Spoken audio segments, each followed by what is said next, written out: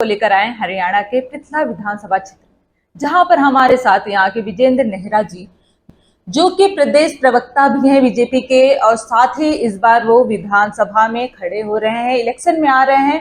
तो जानते हैं उनकी रणनीतियों के बारे में। पहले तो विजेंद्र जी, आपका हमारे चैनल में स्वागत है। धन्यवाद ma'am, thank you ma'am, thank you. Vijendra ji, ये बताइएगा कि आप क्या क्या मुद्दे लेकर आ रहे हैं इस बार। देखिए मैम, ये पृथला विधानसभा क्षेत्र है। मैं यहाँ का स्थानीय निवासी भी हूँ, लोकल हूँ। मेरा गांव सागरपुर जो पृथला विधानसभा क्षेत्र के अंतर्गत आता है, और मैं क्योंकि यहीं पे पैदा हुआ हूँ, यहीं पला बड़ा हूँ, यहीं सारे काम किए हैं। पिछले लगभग 15 वर्ष से भारतीय जनता पार्टी का कार्यकर्ता हूँ यहाँ पे, और सब लोकल मुद्दों की जानकारी भी है। जो भी लोगों को दिक्कत परेशानी अगर है तो ये हमारा कार्यालय है सेक्टर 65 साहूपुरा जाट चौक पे। यहाँ पे हम समाधान भी कराते हैं लोगों की समस्याओं का, जो भी यथासंभव हमसे बन पड़ता है। और उसके अलावा फिर जो हमसे समाधान नहीं होता तो हमारे जो बड़े नेता हैं, हमारी पार्टी के जो केंद्र में मंत्री हैं, यहाँ से हमारे लोकप्रिय सांसद हैं श्री कृष्णपाल गुर्जर जी, हमारे जिलाध्यक्ष हैं श्री राजकुमार वोरा जी, उन सबसे मिलकर हम समाधान कराते हैं। मुद्दों की सारी जानकारी है मैम। देखिए, हमारे यहाँ पे बिजली की भी थोड़ी समस्या है। अभी किसानों को गाँवों के अंदर बिजली की जो समस्या है, या फिर हमारे यहाँ पे जिस तरह से सड़कें हैं, अभी काफ़ी सारी सड़कें भी यहाँ पे खराब है। एक्चुअली पृथला विधानसभा क्षेत्र के अंदर लगातार 3 बार से भारतीय जनता पार्टी का प्रत्याशी चुनाव हार रहा है। यहाँ भाजपा का प्रत्याशी जीता नहीं है। इस कारण से जो विकास इस क्षेत्र का होना चाहिए था, जितना होना चाहिए था उतना नहीं हो पाया है। मैं तो देखी कि विकास तो मतलब, क्योंकि सबसे पहला विकास का चरण ही रास्ते होते हैं, और रास्ते अगर खराब है तो कहीं पे भी डेवलपमेंट नहीं हो सकता। और मैं आउटर की बात कर रही हूँ, क्योंकि मेन सिटी की नहीं, आउटर की बात कर रही हूँ, और आउटर में रास्ते बहुत खराब हैं। तो इस पर आपका क्या कहना है? देखिए मैम, अभी हमारी सरकार ने समान रूप से विकास किया है। चाहे यहाँ पे भारतीय जनता पार्टी का विधायक नहीं है, लेकिन जो विधायक है उसने भारतीय जनता पार्टी की सरकार को बिना किसी शर्त के समर्थन दे रखा है। तो जो भी सरकार अपनी तरफ खबर देती है, और यहाँ पे बहुत सारी सड़कों का निर्माण भी हुआ है। जो बाकी सड़कें अभी बची हुई है उनका भी जल्दी निर्माण कराएंगे। मैं तो देख रही थी कि ट्रकें ऐसे जा रही हैं, स्कूल बसें जा रही हैं। मुझे तो कभी कोई ऐसा भी लग रहा था कि क्या ऐसा ना हो जाए, कोई हादसा और दुर्घटना हो जाए। तो क्या आप तो यहाँ के लोकल हैं, ऐसा कभी हुआ है? नहीं, ऐसा तो कभी नहीं होता। वैसे तो हमारे यहाँ से बड़े बड़े प्रोजेक्ट भी निकल रहे हैं। जिस ऑफिस में हम बैठे हैं, हमारे सामने बिल्कुल दिल्ली वडोदरा मुंबई एक्सप्रेस वे निकल रहा है, जो लगभग 1 लाख किलोमीटर, जो 1387 किलोमीटर जिसकी लंबाई है, 1 लाख करोड़ रुपए जिसकी लागत है बनने में। इसके अलावा जेवर एयरपोर्ट एक्सप्रेस वे यहाँ से निकल रहा है, KGP KMP एक्सप्रेस वे है, तो दिल्ली ये अपना मथुरा रोड का एक्सप्रेस वे यहाँ से निकल रहा है। तो एक्सप्रेस वे बहुत हैं, जो कमी है उसको जल्दी ठीक करेंगे मैम। तो यहाँ से अब तक में मतलब आपका कहना है 3 कार्यकाल से बीजेपी नहीं आई है, तो इस बार आपको क्या लग रहा है, बीजेपी आएगी? देखिए, निश्चित रूप से जिस तरह से हम सब भारतीय जनता पार्टी के कार्यकर्ताओं ने मेहनत की है, तो इस पृथला विधानसभा क्षेत्र में हमें पूरी उम्मीद है कि पहली बार यहाँ पे कमल खिलेगा, जनता का आशीर्वाद हमें मिलेगा। और क्योंकि ये पृथला विधानसभा क्षेत्र पूरी तरह से ग्रामीण क्षेत्र है, किसानों का क्षेत्र है, और जिस तरह से हमारी सरकार ने किसान के हित में काम किया है पूरे 10 साल में, केंद्र में भी भारतीय जनता पार्टी की सरकार है, हरियाणा में भी उसी तरह से सरकार बनेगी। हरियाणा के अंदर एक कल्चर है, एक इतिहास रहा है हरियाणा का, कि जिसकी देश में सरकार बनती है, प्रदेश में उसी की बनती है। दूसरा, अभी माननीय मुख्यमंत्री जी ने घोषणा की है कि 24 फसलों को MSP पे खरीदेंगे। हमारा पूरा किसानों का क्षेत्र है, तो 24 फसल MSP पे। 1,20,000 जो HKRN के और कच्चे कर्मचारी थे उनको पक्का करने का काम माननीय मुख्यमंत्री जी ने किया है। गरीब आदमी जो है, BPL वालों को 100 गज के प्लॉट देने का काम हमने शुरू किया है। आयुष्मान भारत से 5 लाख रुपए का गरीब आदमी को हमने इलाज देना शुरू किया है। गाँवों के अंदर 5800 गाँव में पूरे हरियाणा में 24 घंटे बिजली आती है। हमारे विधानसभा के भी जो फरीदाबाद जिले के गाँव हैं, वहाँ पे 24 घंटा बिजली है। जो पलवल जिले के हमारे विधानसभा के कुछ गाँव हैं, वहाँ पे अभी नहीं है, वहाँ भी हमारा प्रयास रहेगा पूरा। तो जो सरकार ने काम किए हैं, जिस तरह से किसान के हित में काम किए हैं, 133 करोड़ रुपए के आसपास का भी किसानों का माफ किया है। जो नहरी पानी का कर होता था उसको हमारी सरकार ने योजना के माध्यम से लाल डोरों का खत्म करके गांव की भी रजिस्ट्रियां करानी हमने शुरू की है। और जिस तरह से हर घर नल योजना से मीठा जल पानी पहुंचाया हमने, ये सब काम जो सरकार के काम है, इनके माध्यम से हमें यकीन है कि ग्रामीण क्षेत्र है पृथला, इस बार हम जीतेंगे। तो मतलब ये तो सरकार की बहुत सारी योजनाएं हैं, पर देखा जाता है जब विधायक मतलब प्रत्याशी जब विधायक बन जाते हैं तो वो धरातल पे नहीं रहते हैं, धरातल पे जो योजनाएं उसे लेकर नहीं आ पाते हैं। तो इस पर आपका क्या कहना है कि आप क्या क्षेत्र में रहेंगे और जो योजनाएं होंगी उन्हें धरातल पे उतारेंगे? देखिए मैम, हम तो अभी भी 15 साल से इस विधानसभा में भी हैं। मतलब दुख में सुख में हर तरह से सामाजिक और धार्मिक कार्यक्रमों में विधानसभा में रहते हैं, क्योंकि मेरा गांव विधानसभा के बीच में पड़ता है। तो पूरी विधानसभा में हम लोग जाते रहते हैं, आते रहते हैं। फिर इसके साथ साथ पार्टी के कार्यकर्ता के नाते जो पार्टी की जिम्मेदारियां होती हैं, पार्टी प्रवक्ता का दायित्व है हरियाणा का, तो डिबेट्स वगैरह में भी पार्टी के पक्ष को मजबूती से रखते हैं। और देखिए हरियाणा प्रदेश के अंदर जिस तरह से पार्टी के पक्ष को हम टीवी डिबेट में रखते हैं, अगर जनता ने आशीर्वाद दिया, पार्टी ने मौका दिया, तो हरियाणा प्रदेश की जो हमारी विधानसभा है चंडीगढ़ में, उसमें इस पृथला विधानसभा क्षेत्र की जनता की आवाज को बहुत मजबूती से हम रखेंगे। जैसे यहाँ से फरीदाबाद हो गया, गुड़गांव हो गया, बहुत करीब है, तो यहाँ पर रोजगार की क्या व्यवस्था है? क्योंकि गुड़गांव में तो काफी रोजगार है, तो क्या यहाँ के युवा यहाँ पर ही रोजगार ढूंढते हैं या इसके लिए भी गुड़गांव जाते हैं? नहीं, फरीदाबाद तो एक औद्योगिक नगरी है, स्मार्ट सिटी है। फरीदाबाद पूरे देश के अंदर जो भाजपा सरकार ने 100 स्मार्ट सिटी बनाने का उद्देश्य लक्ष्य रखा है, उसमें ये फरीदाबाद शामिल है। और हमारे यहाँ का जो रेलवे स्टेशन है, हमारे यहाँ पे मेट्रो बल्लभगढ़ तक हमारे आई हुई है। ये हम जो बैठे हुए हैं सेक्टर 65 साउपुरा है, फरीदाबाद के अंतर्गत आता है। तो हमारे यहाँ तो इतने उद्योग धंधे गुड़गांव में भी नहीं होंगे।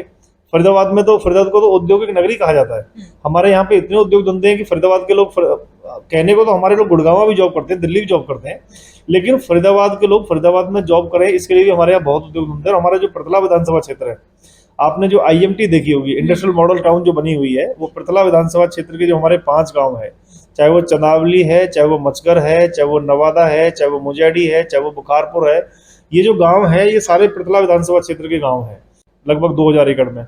वहाँ बड़ी बड़ी इंडस्ट्री लगी हुई है। हमारे यहाँ पृथला इंडस्ट्रियल कॉरिडोर है, ततारपुर है, दूधोला है, सरूरपुर है, ये सारे जो एरिया है ये इंडस्ट्री वाले एरिया है। तो मेरा तो प्रयास रहेगा कि अपनी विधानसभा क्षेत्र के जो हमारे लोग हैं, जो हमारे युवा हैं, उनको प्राइवेट सेक्टर के अंदर कम से कम ज्यादा से ज्यादा हम जॉब लगवाएं।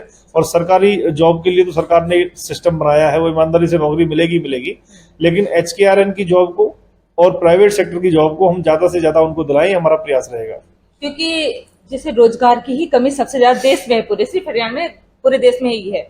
तो आपका कहना है कि यदि इस बार आप ऐसे में अगर विधायक बन जाते हैं तो आप पृथला में रोजगार की कमी मतलब महसूस नहीं होने देंगे युवाओं को?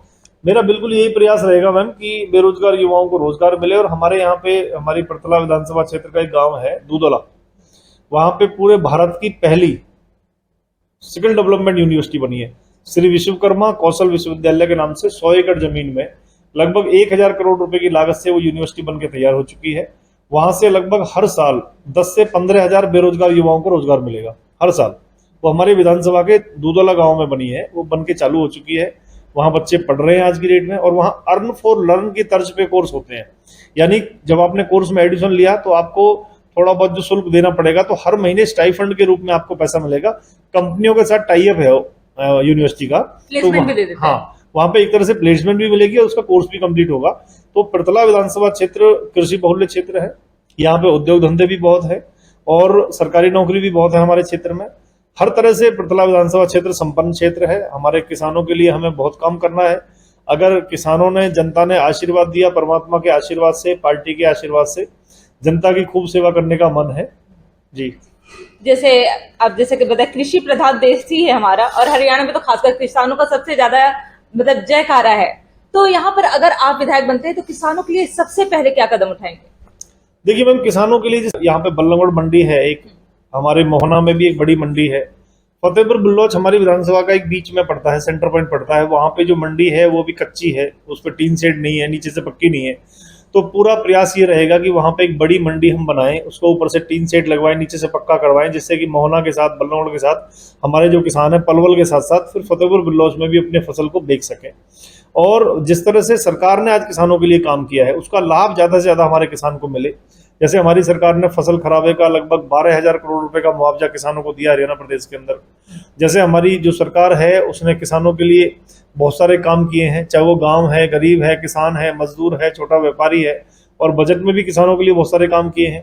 तो किसानों के जो ये काम है, इसके अंदर अंदर उनको पूरी तरह से MSP मिले, उनकी फसल ठीक रेट पे बिके, उनको बिजली सही मिले। हरियाणा एक ऐसा प्रदेश है पूरे देश में जहाँ 10 पैसे प्रति यूनिट के हिसाब से हम अपने किसान को बिजली देते हैं।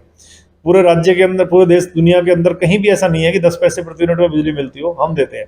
तो अपने यहाँ के किसानों को, युवाओं को, महिलाओं को, छोटे व्यापारियों को, मजदूरों को, हर किसी को सुविधा देने का अपना प्रयास रहेगा। मतलब आपने एकदम सोच लिया है कि यदि आप विधायक बनेंगे तो जैसे भी हो किसानों को सबसे पहले सुविधाएं देनी है। और हम जानना चाहते हैं कि आपका जैसे राजनीति में आने का मकसद क्या रहा है और कब से आप आए हैं? देखिए मैम, मैं राष्ट्रीय स्वयंसेवक संघ में काम करके समाज हित के जो काम हैं वो करने वहाँ से शुरू किए। और राष्ट्रीय स्वयंसेवक संघ एक व्यक्ति निर्माण की फैक्ट्री है, वो एक सामाजिक संगठन है। और उसके बाद में फिर भारतीय जनता पार्टी में एक कार्यकर्ता के नाते काम किया। और यहाँ फरीदाबाद जिले में जिला सचिव, जिला उपाध्यक्ष का दायित्व मेरा रहा है। अभी भारतीय जनता पार्टी के प्रदेश प्रवक्ता का दायित्व है हरियाणा का, तो पार्टी के पक्ष को रखना। फिर फरीदाबाद ग्रीवेंस कमेटी जो हरियाणा सरकार की है, पहले माननीय मुख्यमंत्री जी उसके चेयरमैन रहे, हम लोग उसके मेंबर हैं। अभी वित्त मंत्री जेपी दलाल जी उसके चेयरमैन हैं, हम लोग उसके मेंबर हैं। तो ग्रीवेंस कमेटी के अंदर भी लोगों की शिकायत, समस्या, परेशानियों को हम लगा के उसका समाधान से ज़्यादा हमारा ये प्रयास है कि लोगों की सेवा की जाए, उनके काम किए जाएं। ये जो ऑफिस है यहाँ पे हमेशा आपको भीड़ दिखेगी जब भी मैं यहाँ बैठता हूँ। अभी मैं अचानक कहीं से बाहर से आया हूँ, जब यहाँ बैठते हैं हम तो लोगों की समस्याएं भी सुनते हैं। और पार्टी ने जिस तरह से सम्मान दिया है, जिम्मेदारी दी है, और सब लोगों के काम भी होते हैं, बखूबी निभा रहे हैं। हाँ, उसको बखूबी निभा रहे हैं, निभाने का प्रयास कर रहे हैं। उसमें कितना खरा उतरते हैं ये तो पार्टी और जनता तय करती है, लेकिन अपनी तरफ से पूरा प्रयास है कि लोगों के सही मायने में काम हो, क्योंकि लोगों की समस्या और परेशानी बहुत है। उनका समाधान करने के लिए कोई बीड़ा उठाए, कोई समाज में आगे आए, क्योंकि हमारी पार्टी तो यही सिखाती है, सबसे पहले देश है, उसके बाद पार्टी है, और उसके बाद फिर हमारा तीसरे नंबर पे खुद का नंबर आता है। जी। और कुछ और जनता के लिए कोई संदेश है आपका? बस मैम देखिए, पूरे हरियाणा प्रदेश और जितने भी आपके दर्शक हैं उन सबको मेरी नमस्कार। आपका बहुत धन्यवाद कि आपने समय निकाल के आप यहाँ पे आए। आपके चैनल को भी बहुत शुभकामनाएं। और पृथला विधानसभा क्षेत्र की जो हमारी जागरूक जनता है उससे हाथ जोड़ के एक अपील, एक निवेदन है कि इस बार यहाँ पृथला विधानसभा क्षेत्र में आप कमल खिलाएं, भाजपा के प्रत्याशी को जिताएं। और तीसरी बार जैसे देश के अंदर सरकार बनी है भाजपा की, ऐसे हरियाणा में भी सरकार बनेगी। और यहाँ पृथला में अगर हमारा एमएलए होगा तो ज्यादा विकास के काम हम कर पाएंगे। 3 बार से लगातार हमारा विधायक यहाँ नहीं है, तो उसका नुकसान हमें उठाना पड़ा है। तो जनता से ये अपील है कि आप समझदार, जागरूक हैं, इस बार भाजपा के प्रत्याशी को यहाँ पे जिताएं और कमल को खिलाएं। सबको नमस्कार, राम राम। बहुत बहुत धन्यवाद हमें समय देने के लिए। थैंक यू मैम, धन्यवाद। ये थे हमारे साथ विजेंद्र जी, जो कि विधायक प्रत्याशी है, साथ ही वह प्रदेश के प्रवक्ता भी हैं और बीजेपी से बहुत लंबे समय से जुड़े हुए हैं। और उनका कहना है कि केंद्र में तो सरकार है बीजेपी की, अगर इस बार पृथला में भी सरकार आ जाती है बीजेपी की, तो मतलब विधायक बन जाते हैं ये, तो उसके बाद ये जो काम अब तक में रह गए हैं, जैसे रास्ते खराब है और भी कुछ ऐसे लोकल में बहुत सारी चीजें हैं जो करवाना बहुत जरूरी है दैनिक जीवन में, जिसके जनता जो है वो सुचारू रूप से अपना जी सके, इसके लिए बहुत सारे कार्य हैं, उनको करवाना है। और इसमें विजेंद्र जी का कहना है कि अगर इस बार ये विधायक बनेंगे तो वो सारे कार्य करवा के दिखाएंगे। पर देखना तो ये है कि जनता का क्या फैसला होता है। तब तक के लिए बने रहिए हम न्यूज़ के साथ। मैं बरखा Singh. If you like this video, hit the like button and press the bell icon to never miss an update from M News.